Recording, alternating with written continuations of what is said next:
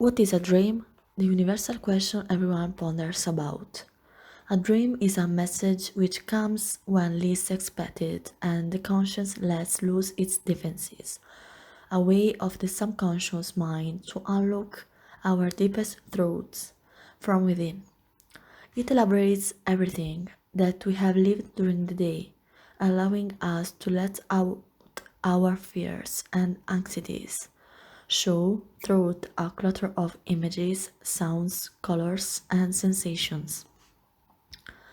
Interpretation of a dream is not easy, and therefore we must examine it very carefully through the scrutiny of a magnifying glass without neglecting any details, because each dream may contain a message useful for understanding or coping with a particular moment of our day to day life.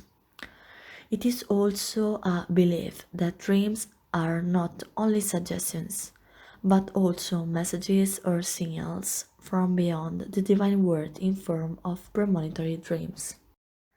In this thesis, I will discuss and treat it from different religions, the focus theme being of dream interpretation throughout various cultures and an in-depth research on how it can be linked to religion. Dreams have been interpreted since ancient time.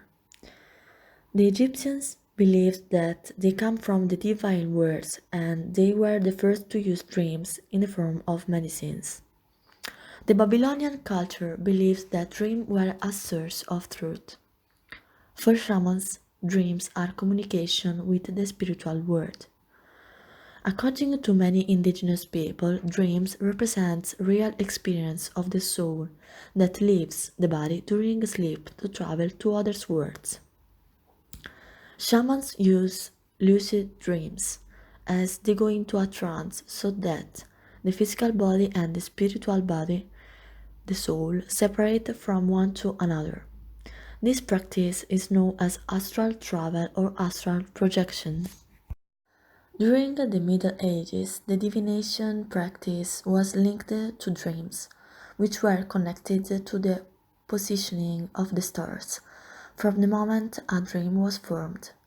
This practice was considered by church as black magic or witchcraft and fought by any means as it was harmful to the right religion.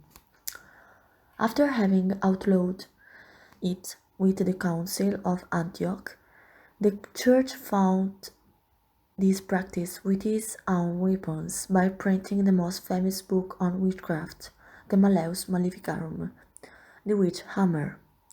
This was the instrument book used by the Inquisition, never officially adopted by the church, and not even included among the index for forbidden books to condemn and torture to death women. Such people were considered as different children or gifted people who had unacceptable dreams against the church and were therefore found guilty of heresy without appeal of evidence.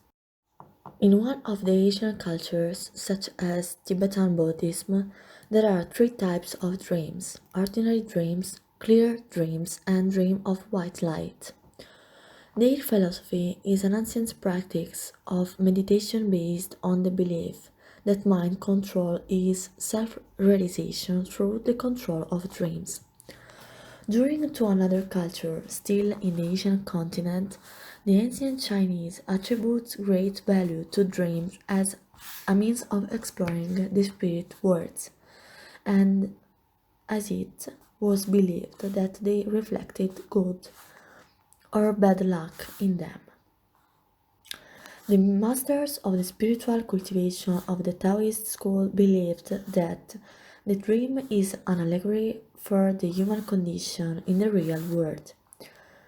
Chinese consider dreams not as mere contents of the subconscious, but as whole worlds beyond ours, and on this we can understand the concept of reincarnation. One person was born into this world based on the action of previous lives. So this world is just one of many, all equally real, and dreams are channels that lead to them.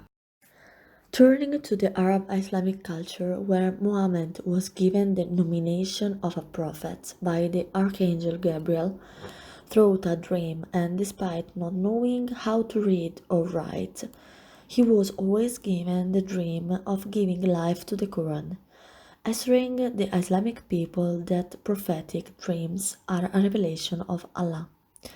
In Islam, the hour of dream was very important. In fact, Muhammad explains that the most important dreams are dreamt at dawn, and this belief is still widespread today.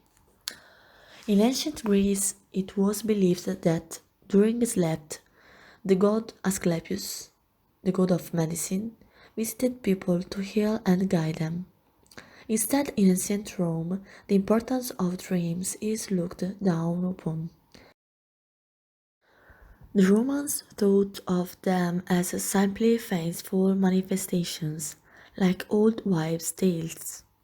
In the Western culture, the Bible makes several references, from Genesis to the New Testament, of dreams and vision like that of Moses to guide the people chosen by God. In Western culture, the interpretation of dream is taken into consideration by the father of psychoanalysis, Sigmund Freud. Dreams also engraved on the creativity of the people like the great poet Dante, who used the dream as the beginning of his work.